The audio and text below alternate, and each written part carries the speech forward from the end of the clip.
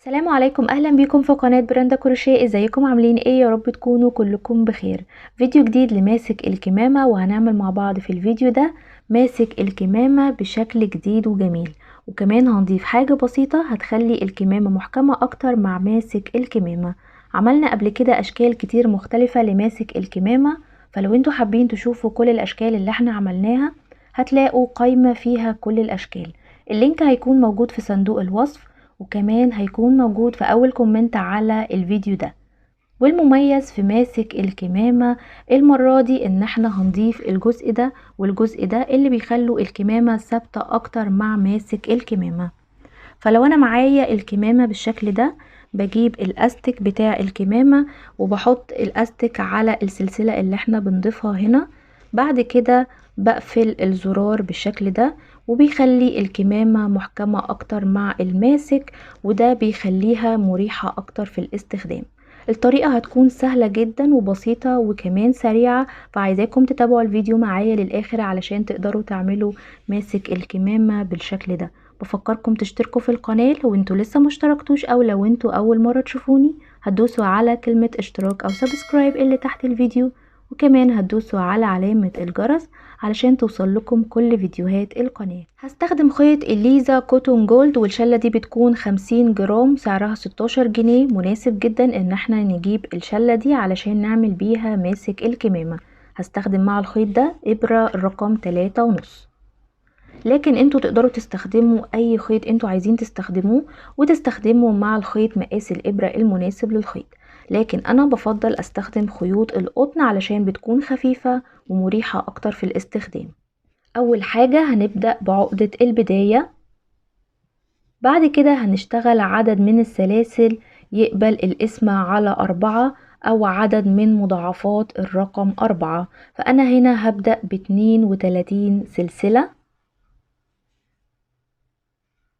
بعد لما بنشتغل عدد من السلاسل يقبل القسم على 4، وانا هنا اشتغلت 32 سلسلة، بنشتغل كمان 6 سلاسل. 1 2 3 4 5 6. بعد كده بروح على سادس سلسلة بعد الإبرة. 1 2 3 4 5 6.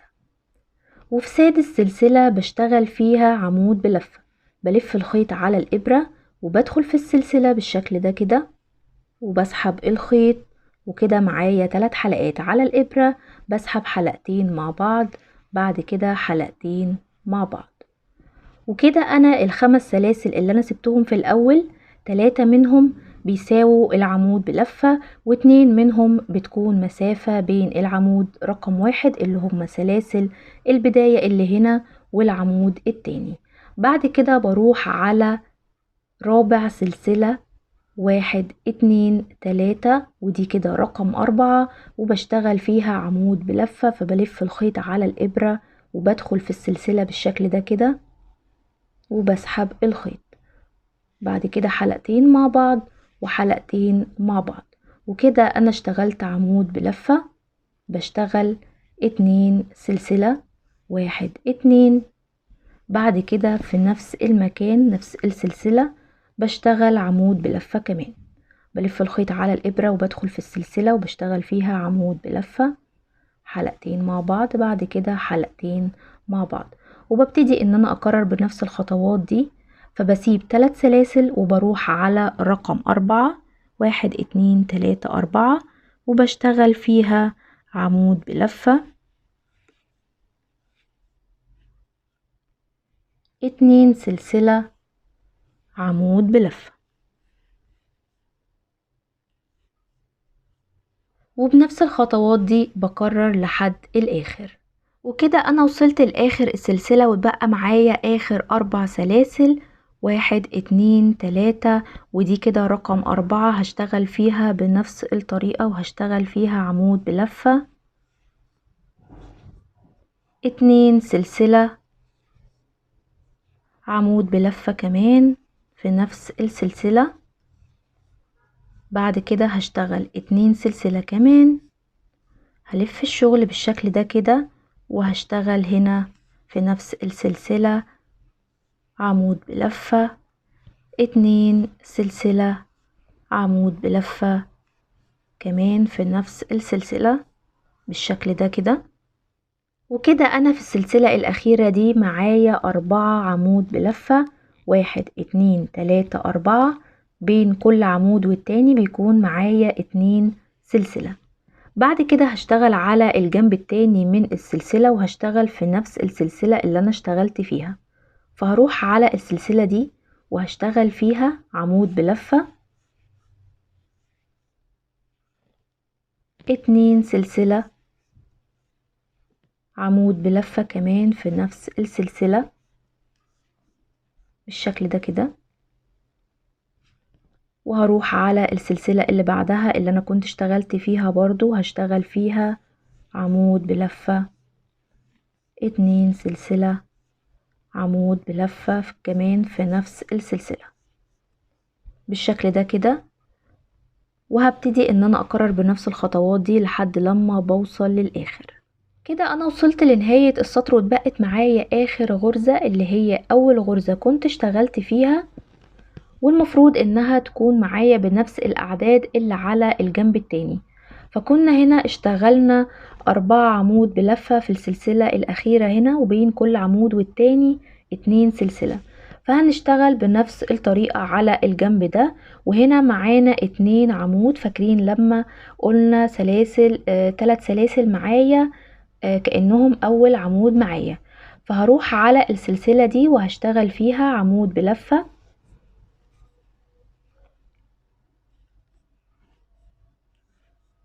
2 سلسلة عمود بلفة كمان في نفس السلسلة.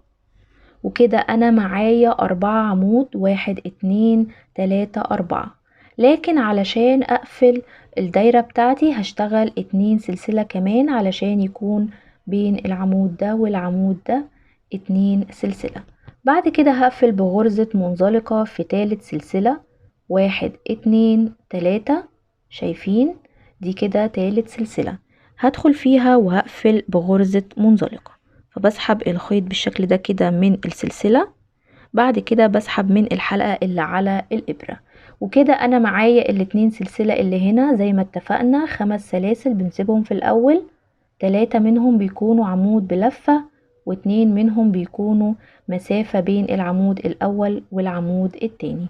وكده احنا اشتغلنا الدايرة الأولى أو السطر رقم 1، وهشتغل دلوقتي الدايرة رقم 2.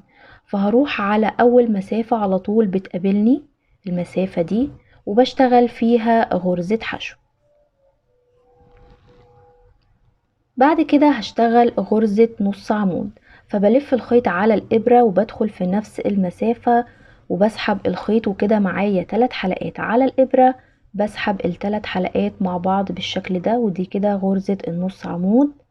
وفي نفس المكان هشتغل عمود بلفة، فبلف الخيط على الإبرة وبدخل في المسافة دي وبشتغل كل حلقتين مع بعض بالشكل ده. وكده أنا اشتغلت عمود بلفة، وفي نفس المسافة هشتغل غرزة نص عمود بالشكل ده كده. بعد كده هرجع تاني وهشتغل غرزة حشو. وبكده أنا في المسافة دي اشتغلت غرزة حشو، غرزة نص عمود، غرزة عمود بلفة، غرزة نص عمود، غرزة حشو. بعد كده هروح على المسافة اللي بعدها وهشتغل غرزة منزلقة، فبسحب الخيط بالشكل ده كده وبسحب من الحلقة اللي على الإبرة.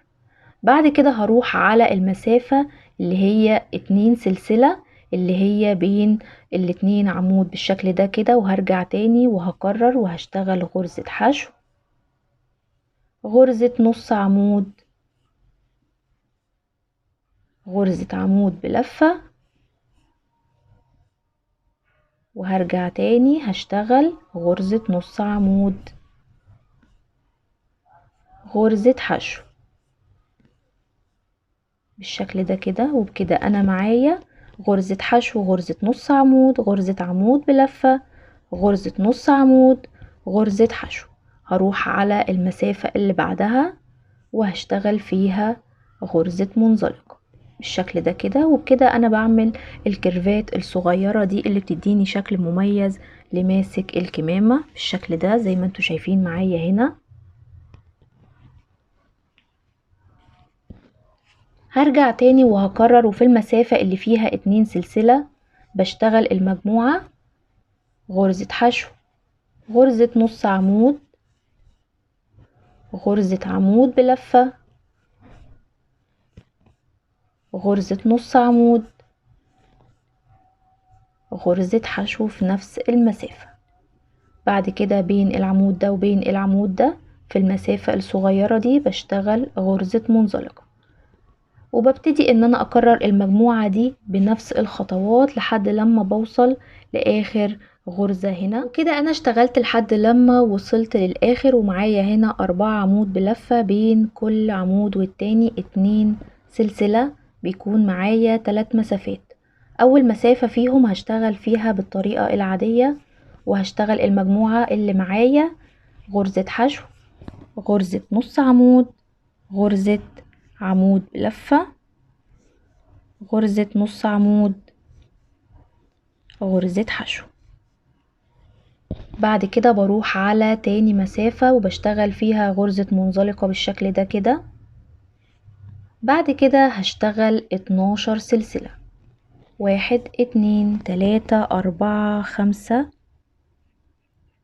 6 7 8 9 10 11 12.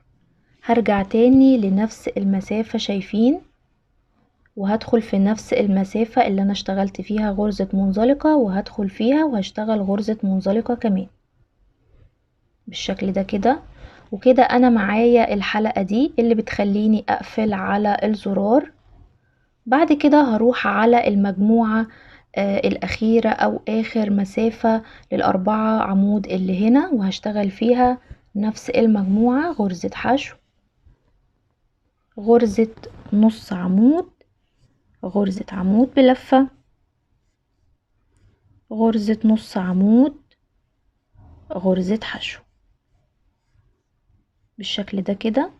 يبقى انا معايا اول مسافة اشتغلت فيها نفس المجموعة، بعد كده اشتغلت 12 سلسلة هنا علشان يكون معايا السلاسل اللي انا هقفل بيها على الزرار. بعد كده في تالت مسافة اشتغلت نفس المجموعة. هكمل بنفس الخطوات وهشتغل في المسافة الصغيرة دي غرزة منزلقة. بعد كده بروح على المسافة لل2 سلسلة وبشتغل نفس المجموعة، وببتدي ان انا اكرر لحد لما بوصل للاخر. وكده اشتغلت لحد لما وصلت للاخر، واتفقنا ان احنا معانا في الجنب 4 عمود بلفة، بين كل عمود والتاني 2 سلسلة، يعني معايا 3 مسافات هنا. اول مسافة اشتغلنا فيها في الاول خالص اول مجموعة، والمسافة دي هنشتغل فيها نفس المجموعة، والمسافة دي هنشتغل فيها ال12 سلسلة. فهشتغل هنا بنفس الخطوات، غرزة حشو، غرزة نص عمود، غرزة عمود بلفة، غرزة نص عمود، غرزة حشو. بعد كده بشتغل هنا غرزة منزلقة. بعد كده هشتغل 12 سلسلة، 1 2 3 4 5 6 7 8 9 10 11 12. هرجع تاني وهشتغل في نفس المسافة غرزة منزلقة، وهسحب الخيط بالشكل ده كده.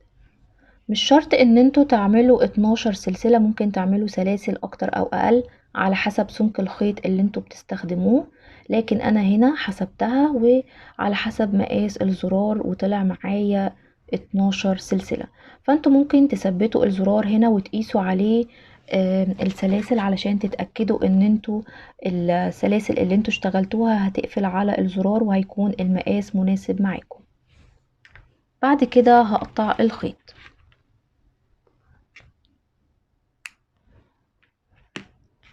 هسحب الخيط بالشكل ده كده، وهجيب إبرة التنظيف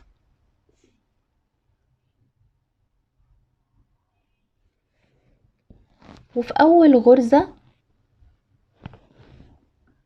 اللي هي السلاسل اللي هنا هدخل بإبرة التنظيف علشان أسحب الخيط لورا، وهبتدي ان انا انضف الخيوط في ظهر الشغل. ونفس الحكاية بالنسبة لطرف الخيط التاني بتاع البداية. بعد لما بخلص تنظيف الخيوط وده كده بيكون معايا الشكل في النهاية، بثبت الزراير بالخياطة العادية في الاماكن دي بالشكل ده كده، وفي النهاية بيكون شكلها كده. شكلها جميل جدا ومميز زي ما قلت لكم في اول الفيديو. لو عجبكم الشكل ده قولولي في الكومنتات بتاعة الفيديو. كمان ما تنسوش تعملوا لايك وشير وتشتركوا في القناة لو انتوا لسه مشتركتوش. والسلام عليكم ورحمة الله.